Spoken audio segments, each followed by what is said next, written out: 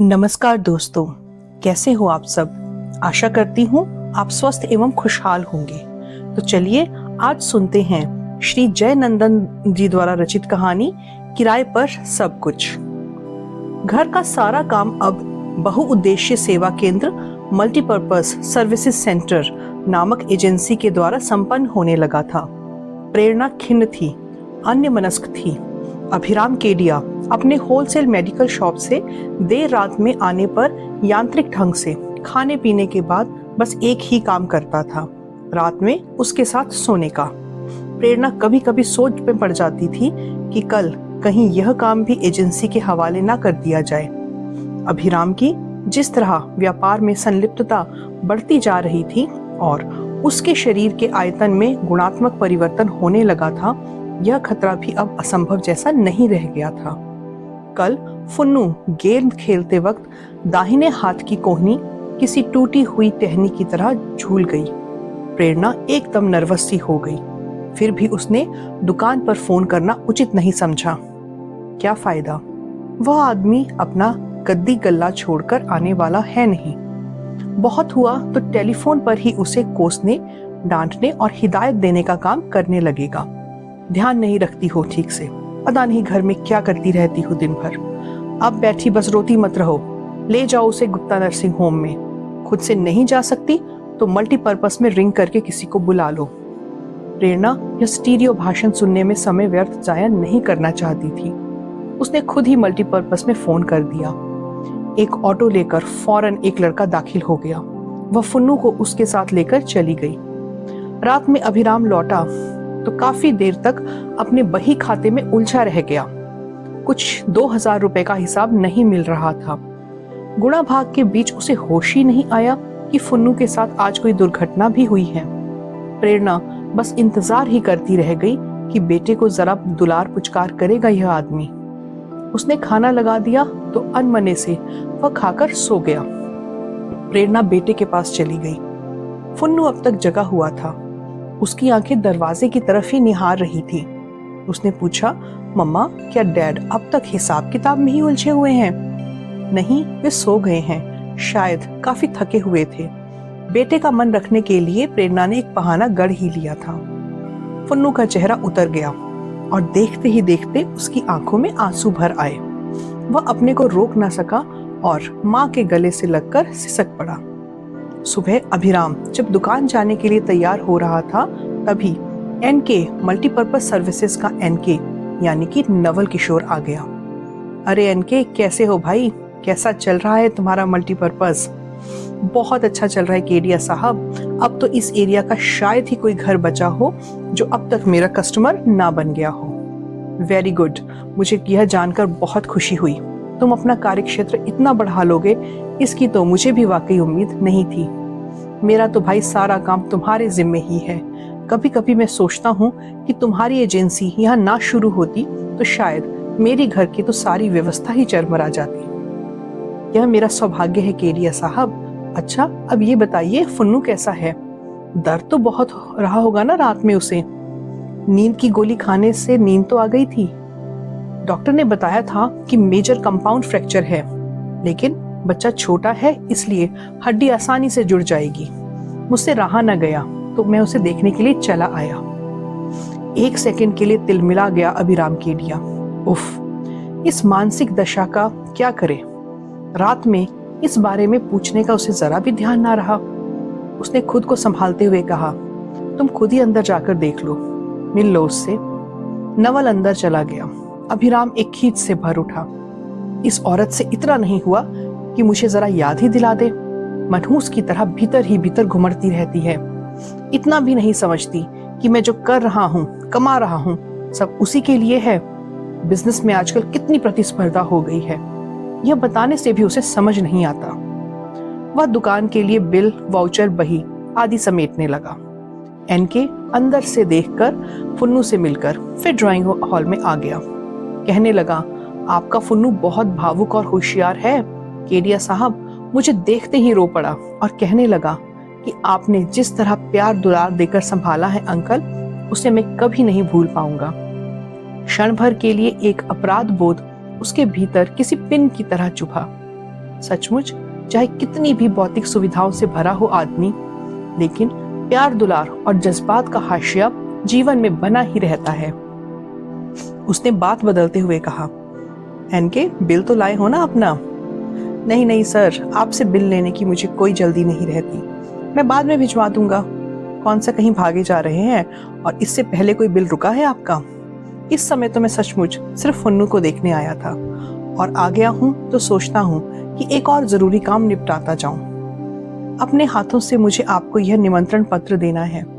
मैंने अपना एक घर बनाया है। अगले सप्ताह सोमवार को गृह प्रवेश की रस्म पूरी करनी है। इस अवसर पर आपको चीफ गेस्ट बनकर आना है। डिनर का शुभारंभ आपको ही करना है। अभिराम अविश्वास से एनके का मुंह देखता रह गया। जब यह लड़का उससे मिला था तो 2 जून की रोटी का इंतजाम भी इसके पास नहीं था।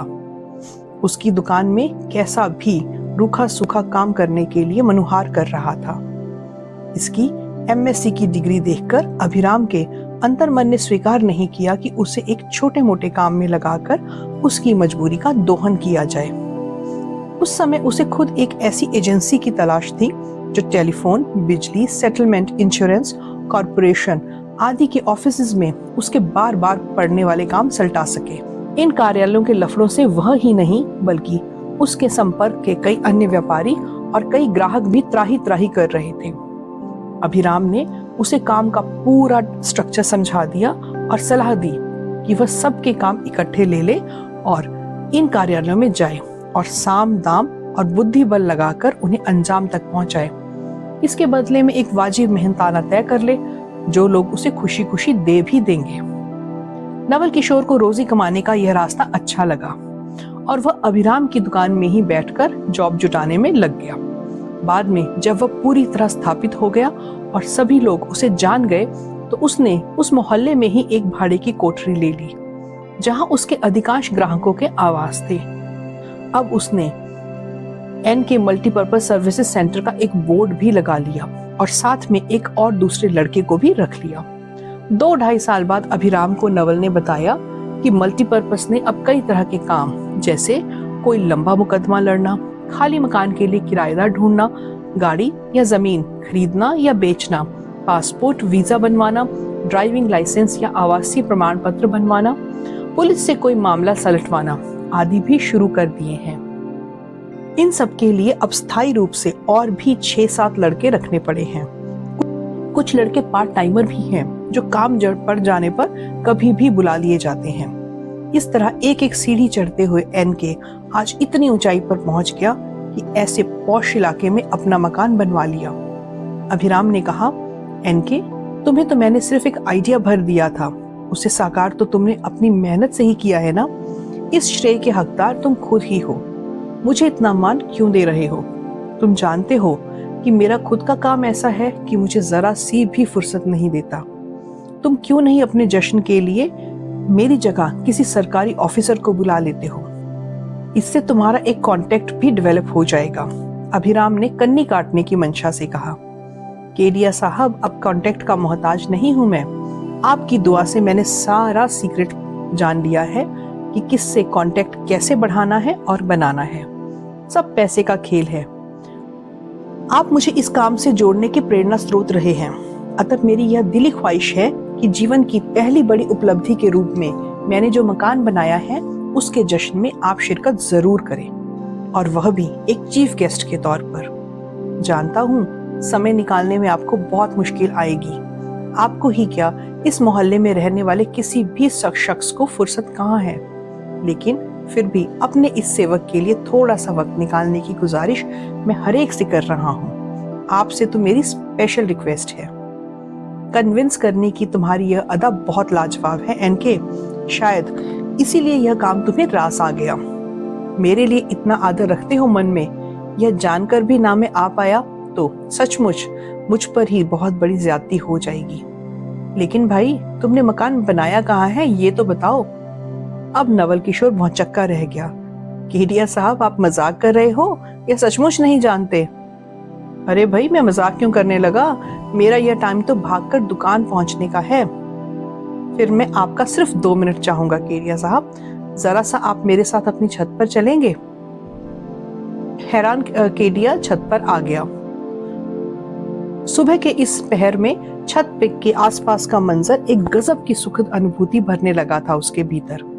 उसे याद नहीं था कि इस बेला में वह छत पर आखिरी बार कब आया था। नवल किशोर ने अपनी उंगली के इशारे से बताया, वह सामने लगभग 400 गज दूर जो नया घर दिख रहा है ना, वही है मेरा घर। अभिराम आंखें फाड़ फाड़ कर वह चमचमाता हुआ नया 2 मंजिला मकान देखता रह गया। उसके घर के पास इतना बड़ा मकान बन गया और उसे पता ही नहीं चला। उसने चारों ओर घूम घूम कर पूरे मोहल्ले पर अपनी एक सरसरी नजर दौड़ाई। अरे, यह अमलताश का पेड़ गुप्ता जी के घर में तो था ही नहीं, और शर्मा जी के घर में इतना बड़ा यूकेलिप्टस कहाँ से आ गया? तिवारी जी की खिड़की से एक लड़की और उनके सामने ठाकुर जी की खिड़की से चिपके एक लड़के के बीच में ये क्या इशारेबाजी हो रही है? कौन है ये दोनों? एनके ने बताया कि लड़की तिवारी की बेटी है और लड़का ठाकुर जी का भतीजा है। दोनों में बहुत दिनों से इश्क चल रहा है। यह सुन के अभिराम ठगा सा रह गया। तो ये दोनों इतने बड़े हो गए? लग रहा है जैसे कल ही उसने दोनों को 3-3.5 फुट की लंबाई में गली में एक गेंद के लिए लड़ते देखा है। नीचे की गलियों में टेलीफोन के तार जाल की तरह फैल गए, मतलब लगभग सभी घरों में ही टेलीफोन पहुंच गया। उसे लगा जैसे कई साल बाद वह विदेश से लौटा हो, जबकि लगातार अपने इस मकान के बीच वाले तल्ले में कायम रहा, जो इस छत से महज 36 पायदान नीचे है। ऐसा भी नहीं है कि वह छत पर इस बीच आया नहीं। गर्मियों में तो अक्सर बिजली गुल हो जाती है, तो उस समय पर वह छत पर ही सोया, लेकिन बिजली आते ही आंखें मलते हुए सीधा नीचे उतर गया। कभी जरूरत ही नहीं समझी कि 1-2 मिनट ठहर कर आसपास निहार ले। पहले तो एक एक परिवर्तन पर उसकी निगाह रहती थी। आखिर जीने का ये कौन सा ढंग है, और ये उसने कब से अख्तियार कर लिया? उसने मन ही मन विचार किया कि कभी फुर्सत में इस बारे में सोचेंगे, अभी तो दुकान पहुंचने की जल्दी है। उसने घड़ी देखी। ओ माय गॉड, 8 बज गए। 8:30 बजे दुकान पहुंचना है, वरना कई होलसेल कस्टमर वैसे ही वापस चले जाएंगे। एक्सक्यूज मी एनके, अब मुझे देर हो रही है। फटाफट वह नीचे उतर आया। नाश्ते के टेबल पर प्रेरणा और फुन्नू बैठे थे। उसने जल्दी जल्दी एक पराठा चबा लिया और बिना चाय पिए ही बैग उठा लिया। जाते जाते ठिठक कर उसने कहा, तो तुम लोगों ने डांट खाने के डर से मुझे रात में हाथ टूटने के बारे में याद तक नहीं दिलाया, लेकिन मुझे फिर भी सारी खबर मिल ही गई। हाथ लहराते हुए वह चला गया। प्रेरणा सन्न रह गई। इसका मतलब अब अपने परिवार के बीच संवाद और सूचनाओं के आदान प्रदान ये भी अब मल्टीपर्पस एजेंसी के थ्रू ही होंगे। प्रेरणा को अपने भाई की शादी में इंदौर जाना था। पिताजी की 2-3 चिट्ठियां भी आ गई थी। उन्होंने लिखा था कि हम यह 100% मानकर चल रहे हैं कि तुम अभिराम को साथ लेकर ही आओगी। वे शायद जानते थे कि अभिराम को लाना इतना आसान नहीं है। ठीक ऐसा ही हुआ। उसने इनकार करते हुए प्रेरणा को समझा दिया, प्रेरणा, तुम तो जानती हो कि मेरा जाना बिल्कुल पॉसिबल नहीं है। मैं ज्यादा से ज्यादा शादी में 1 दिन के लिए आ सकता हूँ, लेकिन तुम बेफिक्र रहो, तुम अकेली नहीं जाओगी। एनके को आज ही फोन कर देता हूँ, वह कोई रिलायबल लड़का तुम्हारे साथ भेज देगा। प्रेरणा ने बड़े बुझे मन से कहा, पापा इसका बहुत बुरा मानेंगे। एक बार मम्मी को मामा ने अपने एक नौकर के साथ इंदौर से भिजवा दिया था। पापा तो गुस्से से लाल हो गए थे। तुम्हारे भाई को इतनी भी फुर्सत नहीं मिली कि अपनी बहन को खुद यहाँ पहुंचा दे। रिश्तेदारी में और रखा ही क्या है, इन्हीं छोटे छोटे निर्वहनों से रिश्ते की सघनता का अनुमान होता है। हम समझ गए कि तुम्हारा भाई तुम्हें कितना महत्व देता है। तुम्हारे पिता ने ऐसा कहा और उनका यह ख्याल है कि साथ आने जाने से ही रिश्तों में निहित घनिष्ठता उजागर होती है, तो यह जरूरी नहीं कि वे सही हों और तुम्हारे मामा गलत। मैं तो कहूंगा कि बदलते वक्त के अनुरूप तुम्हारे मामा की समझ ठीक ही थी। मेरा अपना निर्णय तो इस वाक्य को सुनकर और भी पुख्ता हो गया है। मल्टीपर्पस के लड़के के साथ तुम्हारा जाना कहीं से भी गलत नहीं है। हो सकता है तुम्हारे मामा के नौकर में कुछ अपात्रता रही हो, लेकिन मल्टीपर्पस आज एक रेपुटेटेड ब्रांड का नाम है। इसके लड़के तत्पर, शिक्षित और समर्पित हैं। रास्ते में तुम्हारी सहूलियत का ख्याल जितना वे रखेंगे उतना तो शायद मैं भी नहीं रख सकूंगा।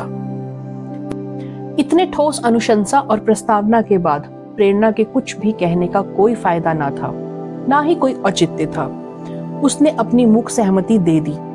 मल्टीपर्पस के लड़के के साथ ही वह चली गई थी इंदौर। बाद में ऐसा हुआ कि अभिराम शादी में भी एक दिन के लिए भी ना जा सका। 2 दिन पहले उसकी माँ आ गई बीमार होकर मामा के घर से। वह भी अपने भांजे की शादी में गई हुई थी और बहुत दिनों तक वहीं रही। अभिराम फोन से पूछता तो कह देती, मेरा मन यहीं लगा हुआ है। वह अपना ज्यादातर समय तफरीह, तीर्थाटन और रिश्तेदारों से मेलजोल में ही बिता देने की अभ्यस्त रही थी। साथ आने जाने के लिए कुछ लोगों का अब तो ग्रुप भी मिल गया था। मामा के यहाँ जब इलाज के बावजूद उनकी तबीयत बिगड़ती ही गई तो मामला नाजुक समझकर मामा ने उचित समझा कि उन्हें वापस यहाँ पहुंचा दिया जाए। अभिराम ने तत्काल माँ को सबसे महंगे नर्सिंग होम में भर्ती करा दिया। डॉक्टर्स ने बताया कि माँ को जॉन्डिस हो गया है। बहुत कोशिशों के बाद भी तीसरे दिन रात में वह चल बसी। प्रेरणा उस समय अपने माँ के घर पे ही थी। केडिया ने अपनी माँ के पार्थिव शरीर को घर लाना भी जरूरी नहीं समझा। प्रेरणा घर में होती तो शायद लाने का कुछ मतलब होता। सुबह स्थानीय अखबार में अंतिम संस्कार की सूचना छपवा दी गई। मोहल्ले में भी कुछ लोगों को फोन से सूचित कर दिया गया। अर्थी निकालने का समय हो गया तो पड़ोस के सिर्फ 3 आदमी ही अपनी उपस्थिति दर्ज करा पाए।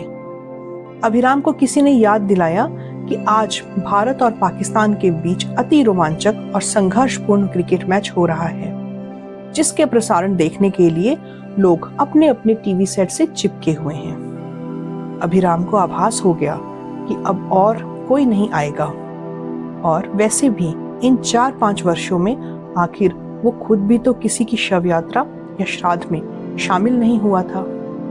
उसने मल्टीपर्पस को फोन मिलाया और कहा कि शव यात्रा निकालने के लिए अविलंब 10 लड़कों को भेज दें। आधे घंटे में ही 10 लड़के हाजिर हो गए। पड़ोस के जो 2-3 जन आए थे, अभिराम ने उनकी भी छुट्टी कर दी। बेकार आप लोग जहमत क्यों उठाएंगे, लड़के आ गए हैं, काम हो जाएगा। आने के लिए आप सबका बहुत बहुत शुक्रिया। लड़कों ने मिलजुल कर अपने कंधों पर अर्थी उठा ली और ट्रक पर लोड कर दिया। शमशान घाट में लकड़ी से भी जलाने का प्रबंध था और विद्युत शवदाह गृह भी था। लकड़ी में पूरी तरह से जलाने के लिए कम से कम 3-4 घंटे का समय चाहिए था, तो केडिया ने फर्नेस को ही उचित समझा। कोई झंझट भी नहीं और पौन घंटे में काम समाप्त। अभिराम ने एक डब्बे में अस्थि भस्म ले लिया और उसे मल्टीपर्पस के लड़कों को सुपुर्द कर दिया और उन्हें हिदायत दी कि कल ही वे जाकर इन्हें 4 प्रमुख नदियों में विसर्जित कर दें। प्रेरणा जब वापस आई तो माँ की मृत्यु को 20-25 दिन हो गए थे। उसे इसकी अब तक कोई जानकारी नहीं थी। आने के 7-8 दिन बाद मल्टीपर्पस की ओर से एक बिल आया जिसमें बिल फॉर फ्यूनरल प्रोसेशन लिखा था। पूछने पर लड़के ने उसे पूरी जानकारी दी। वह हैरान रह गई कि माँ के मरने की खबर भी उसे एजेंसी से ही मिल रही है। अभिराम ने फोन करने की या यहाँ आ जाने पर खुद से बताने की कोई जरूरत नहीं समझी। क्या माँ का मरना भी आज के वक्त में एक मामूली वाकया हो गया है? सास उसे बहुत मानती थी और जाने समय उसने कहा था कि जब मैं मायके से लौट कर आऊंगी बहू तो तुम्हें अपने साथ भारत भ्रमण पर ले चलूंगी। अभिराम तो तुम्हें सामने वाले पार्क में भी साथ नहीं ले जाएगा। अब प्रेरणा को लगा कि इस घर में उसे कोई प्यार करने वाला रहा ही नहीं और वह सचमुच बहुत अकेली हो गई है, और वह भी इस किराए के मकान में। वह जार जार रो पड़ी। तो दोस्तों, ये है आज की कहानी। उम्मीद करती हूँ आपको कहानी पसंद आई होगी। अगर कहानी अच्छी लगी है तो इसे लाइक करें और शेयर करें और कमेंट करके हमें ज़रूर बताएं। ऐसी ही और बेहतरीन कहानियाँ सुनने के लिए चैनल से जुड़े रहें। तब तक धन्यवाद और अपना ध्यान रखें। शुभ रात्रि।